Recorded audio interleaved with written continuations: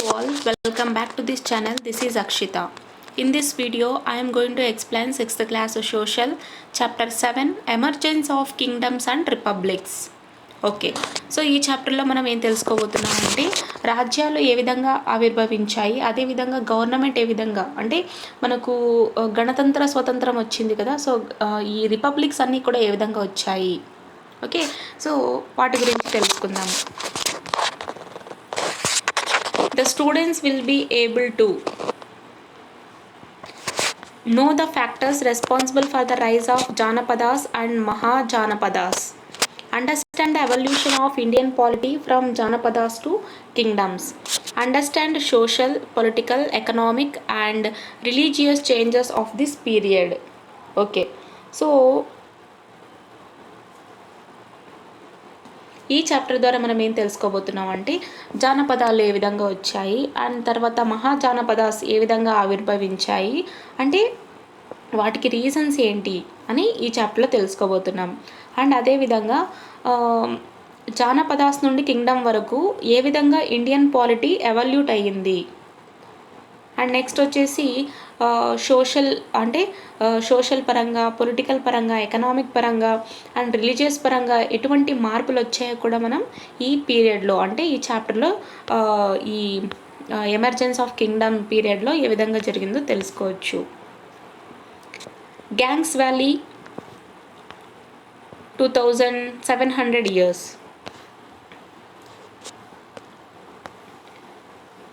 So ముందుగా mahajanapadas. Okay, మహాజానపదాస్లో cities, తర్వాత administration, అందులో మరి కింగ్డమ్స్, గణ సంఘాస్. ఓకే, సో ఇదంతా కూడా దీని కిందకి వస్తుంది. అండ్ నెక్స్ట్ వచ్చేసి new religion concept, Jainism, Buddhism, others. So ఇవి అన్నమాట.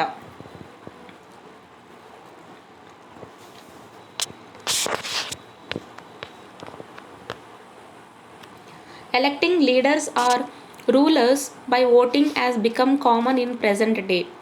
You heard about kings and emperors who ruled large kingdoms in India.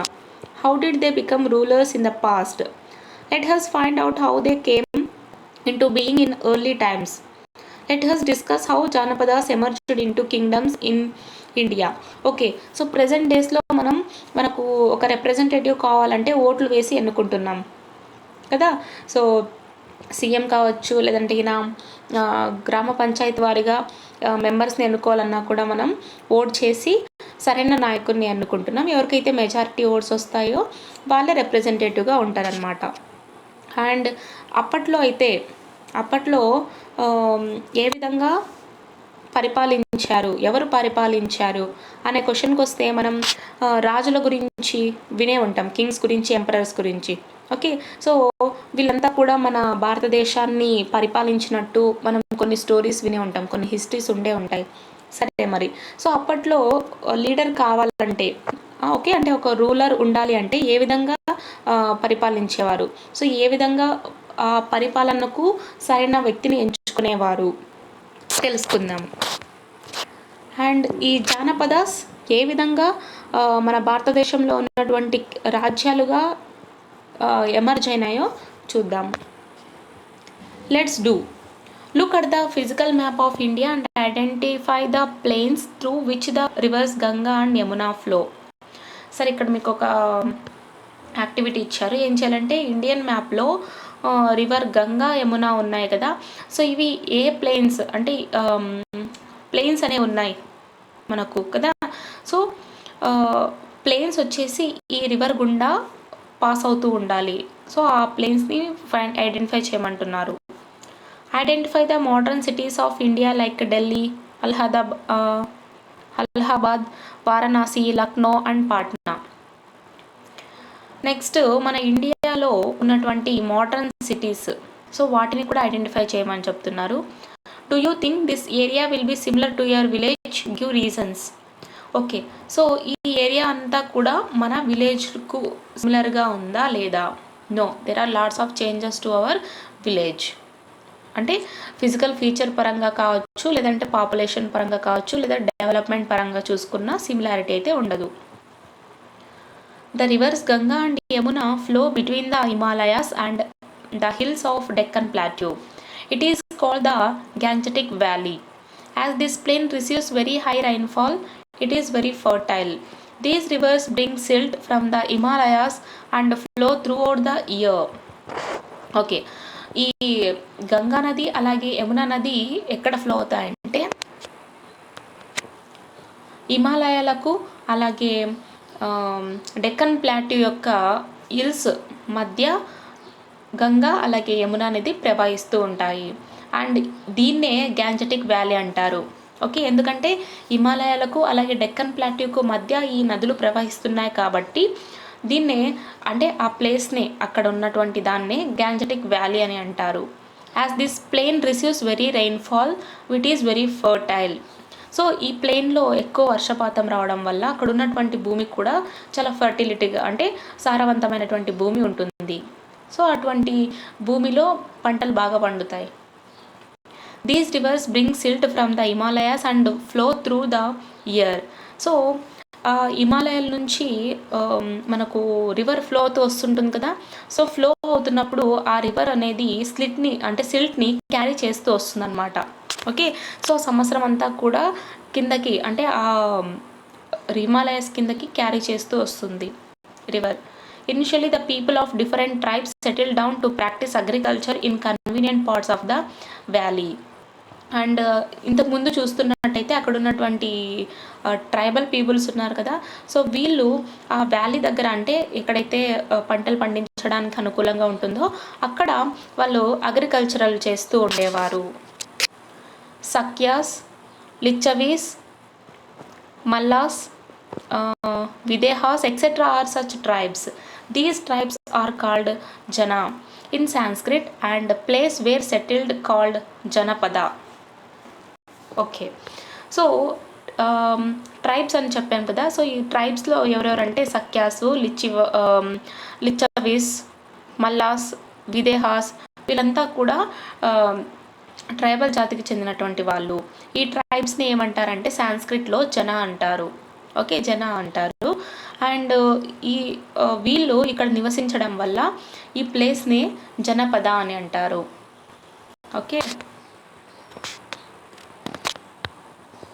then people began to settle down along these rivers in large numbers some 2700 years ago. Okay, so ఇక్కడ 2700 సంవత్సరాల క్రితమే ఈ people అంతా కూడా ఈ నది ఒడ్డున నివసించేవారు. They cleared the forest with the help of iron tools and tilled the land to grow paddy and other crops. అక్కడ ఉన్నటువంటి మామూలుగా అక్కడ అంతా కూడా అడవులు ఉంటాయి కదా. ఆ అడవులంతా కూడా వాళ్ళ దగ్గర ఉన్నటువంటి ఐరన్ టూల్స్తో క్లియర్ చేసేసి అక్కడ అగ్రికల్చర్ చేసుకునేవారు. అంటే ప్యాడీని అలాగే ఇతర క్రాప్స్ని పండించుకునేవారు. Large villages and towns developed in these parts and they were inhabited by many people probably belonging to many different tribes. సరే, సో ఈ విధంగా అక్కడ ఉన్నటువంటి అడవులనంతా కూడా క్లియర్ చేసి పంటలను పండించుకునేవారు. ఇంకా అక్కడే పెద్ద పెద్ద విలేజెస్, సిటీస్ అన్నీ కూడా అక్కడే డెవలప్ అవుతూ వచ్చాయి. అండ్ ప్రజలంతా కూడా వాళ్ళ నివాసంగా ఈ ప్లేస్ మార్చేసుకున్నారు. అండ్ ఇందులో చాలామంది అంటే ప్రజలు ఉన్నారు కదా, వీళ్ళంతా కూడా డిఫరెంట్ ట్రైబ్స్కి చెందినటువంటి వారు. The widespread use of iron in Gangetic Plain created conditions for the formation of larger territorial units. Large groups of such villages and towns were called Mahajanapadas or Big Janapadas. Most of the Mahajanapadas had a capital city and many of those were fortified. Okay, so ఈ విధంగా ఆ Gangetic plane అదే కదా. So వీళ్ళు ఎక్కడ ఉంటున్నారు అంతా కూడా గ్యాంజెటిక్ వ్యాలీ అని చెప్పాం. సో ఆ గ్యాంజెటిక్ ప్లేన్లో వీళ్ళు ఐరన్ని యూజ్ చేసి అక్కడ ఉన్నటువంటి ఫారెస్ట్ అంతా కూడా క్లియర్ చేసి వాళ్ళ అగ్రికల్చర్ కిందకి యూజ్ చేసుకుంటూ వచ్చారు. ఓకే, సో ఆ విధంగా ఈ ఐరన్ని యూజ్ చేయడం వల్ల అక్కడంతా కూడా ఒక పెద్ద ఫార్మేషన్ అయిపోయిందనమాట. ఓకే, అంటే పెద్ద టెరిటోరియల్ యూనిట్గా మారిపోయిందని చెప్పొచ్చు. ఇంకా కొన్ని విలేజెస్ వాళ్ళు, కొన్ని టౌన్స్ వాళ్ళు అంతా కూడా అంటే వీళ్ళంతా కూడా అంటే సమ్ విలేజెస్ అండ్ టౌన్స్లో ఉన్నటువంటి గ్రూప్స్ అంతా కూడా మహాజనపదాస్ లేదంటే బిగ్ జనపదాస్ అని అంటారు. అండ్ ఈ మహాజనపదాస్కు క్యాపిటల్ సిటీ అనేది ఉంటుంది. Okay, so and many of those were fortified. Think and respond. Find out the names of a few janas who initially settled down in Indo-Gangetic Plain. Okay, so Indo-Gangetic ప్లేన్లో settle అయినటువంటి కొంతమంది tribes names రాయమంటున్నారు. Okay, so అప్పట్లో అంటే మామూలుగా మనం ఇనిషియల్గా settle అయిన వాళ్ళని చూసుకున్నట్టయితే ఆఫ్టర్ 12th century అంటే వేదిక్ సొసైటీ వచ్చేసి సెమీ నొమాడిక్ సెటిల్ లైఫ్ నుంచి ట్రాన్సిషన్ అయినారనమాట. ఓకే, సో వాళ్ళ పరంగా చూసుకుంటే ఇక్కడ కొన్ని టూల్స్ యూజ్ చేసి ఒక ఫార్మేషన్ చేసుకున్నారని చెప్పాం కదా ఇండో గ్యాంజెటిక్ ప్లేన్లో. Yes, so these are the tribes. What do you mean by janapada? How is it different from mahajanapadas? So మామూలుగా జనపద అంటే ఏమని చెప్పాము, ఎక్కడైతే ట్రైబ్స్ నివసిస్తున్నారో ఆ ప్లేస్ని మనం జనపద అన్నాము. మహాజనపద అంటే అటువంటి విలేజెస్ అలాగే అటువంటి టౌన్స్కి సంబంధించినటువంటి లార్జ్ గ్రూప్స్నే మనం మహాజనపదాస్ అంటున్నాము. ఓకే, మనకి ఇక్కడ ఏదో ఇచ్చారు. ఓకే, మ్యాప్ ఇచ్చారు. 16 మహాజనపదాస్. చూడండి ఇక్కడ మనకు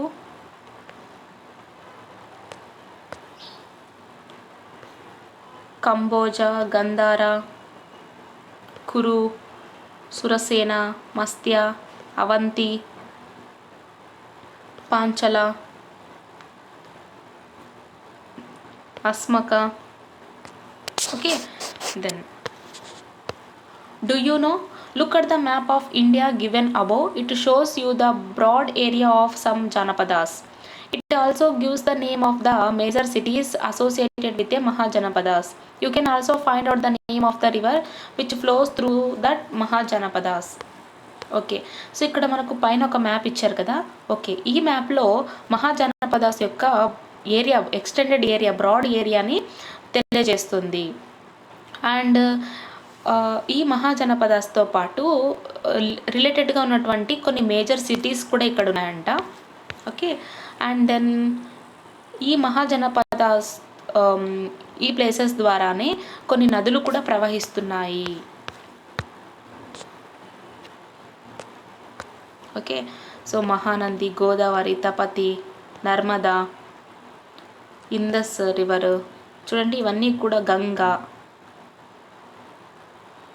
ఇవన్నీ కూడా ప్రవహిస్తున్నాయి. Make a list of mahajanapadas and the cities which were situated on the Ganges valley. Okay, so Ganges valley వద్ద సిచ్యువేట్ అయినటువంటి మహాజనపదాస్ అలాగే వాళ్ళ యొక్క సిటీస్ని లిస్ట్ అవుట్ చేయమంటున్నారు మ్యాప్ చూసి.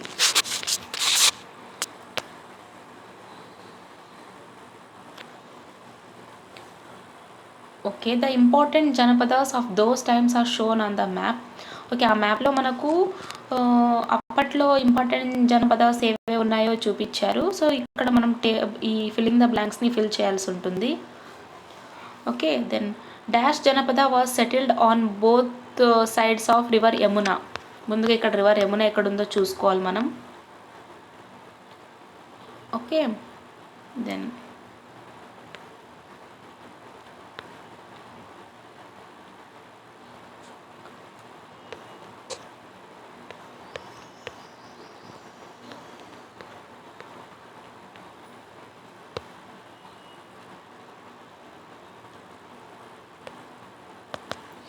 ఓకే, మీరు ఇక్కడ మ్యాప్ చూసి రాసాయండి.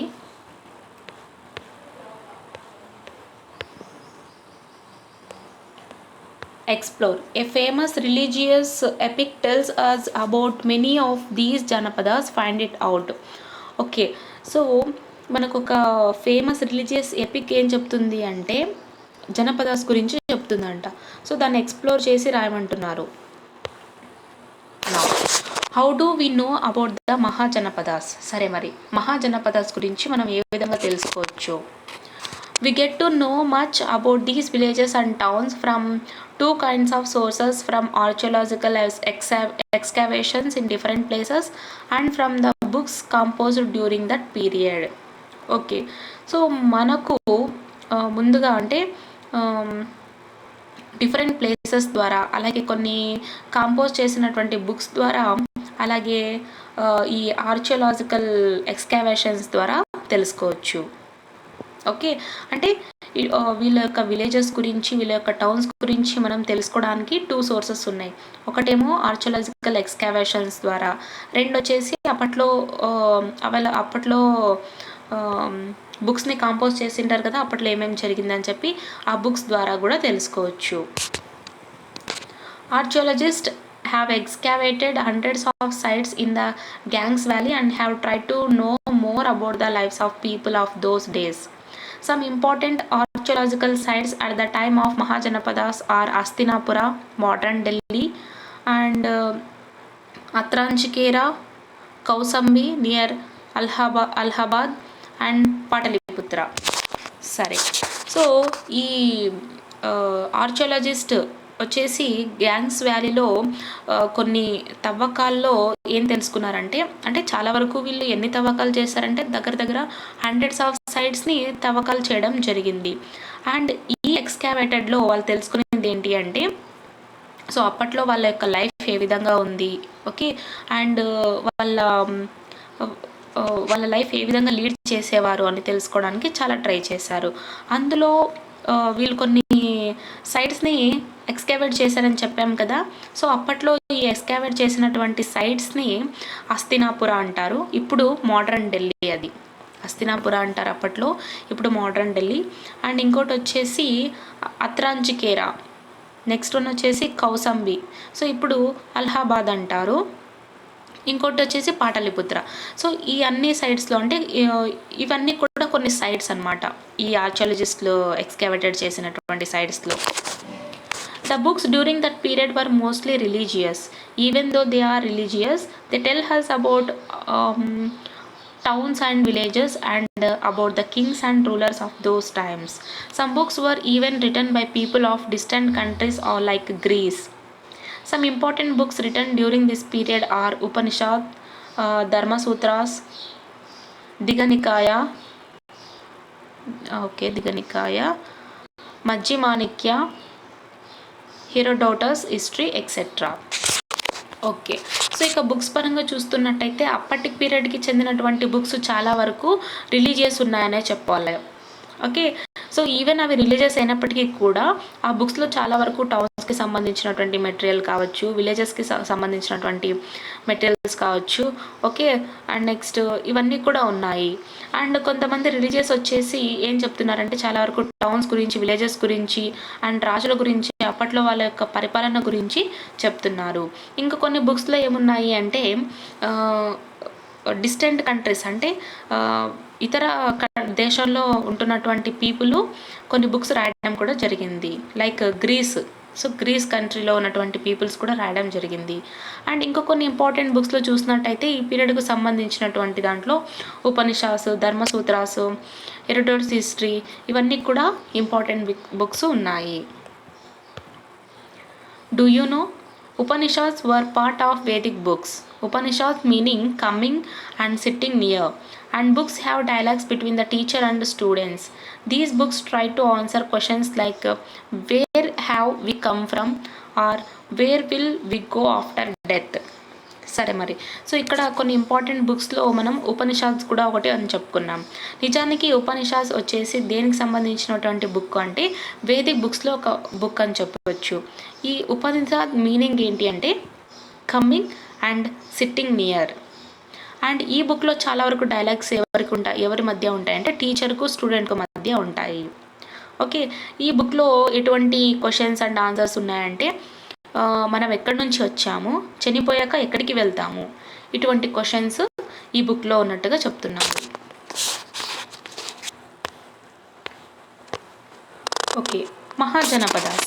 We learn from the books of those times that agriculture was managed by landowners called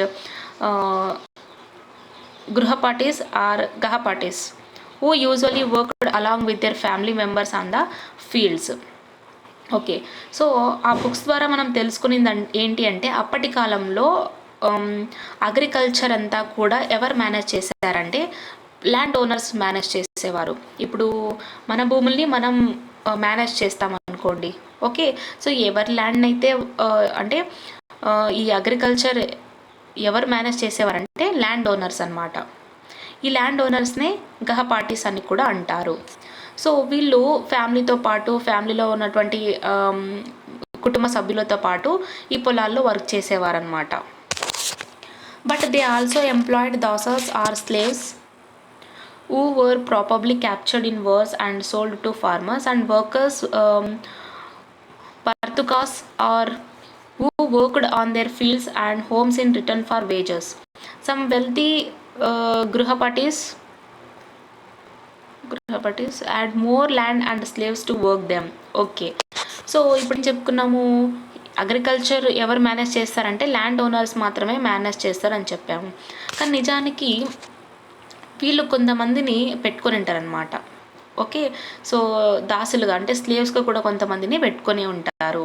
like యుద్ధంలో మనకేమైనా సహాయం కావాలంటే మనం దాసులను పంపిస్తాం కదా, అదేవిధంగా. అండ్ ఫార్మర్స్కి అమ్మాలన్నా కూడా దాసులను పంపించడము. సో ఈ విధంగా వీళ్ళు ఎంప్లాయ్ చేసుకునేవారు. అండ్ వర్కర్స్నేమో వచ్చేసి బర్తుకాస్ అంటారు. సో వీళ్ళు వచ్చేసి పొలంలో వర్క్ చేస్తారు. వీళ్ళకు పొలంలో వర్క్ చేస్తే రోజుకి వాళ్ళకి ఇంత జీతం ఇస్తూ ఉంటారు కదా, కూలీ ఇస్తూ ఉంటారు కదా, ఆ విధంగా వాళ్ళకు కూలీ ఇస్తూ ఇటువంటి బర్తుకాస్ని మెయింటైన్ చేసుకునేవారు. అండ్ ఇంకా కొంతమంది అంటే బాగా ఉన్నటువంటి ల్యాండ్ ఓనర్స్ ఉంటారు కదా, సో ఎవరైతే గృహపతిస్ అంటే మంచిగా ల్యాండ్ ఎక్కువగా ఉన్నటువంటి గృహపతిస్కి వీళ్ళు వచ్చేసి బానిసలుగా ఉండి వర్క్ చేసేవారు. 2 major changes happened in agriculture. Use of iron ploughshare and plantation of paddy saplings improved agricultural productivity. Promotion of irrigation facilities also increased production. Okay, so అగ్రికల్చరల్లో 2 మేజర్ చేంజెస్ వచ్చాయి.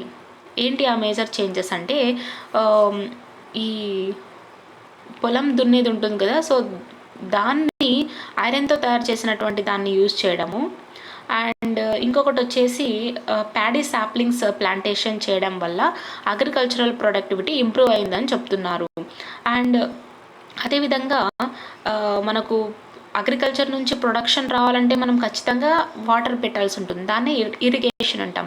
సో ఇరిగేషన్ ఫెసిలిటీస్ కూడా అవైలబుల్గా ఉండడం వల్ల production కూడా increase అవుతుంది అని చెప్తున్నారు. So this is the end of this video, and in the next video I will continue the remaining information. Thank you. ఏమైనా డౌట్స్ ఉంటే కామెంట్ సెక్షన్లో కామెంట్ చేయండి.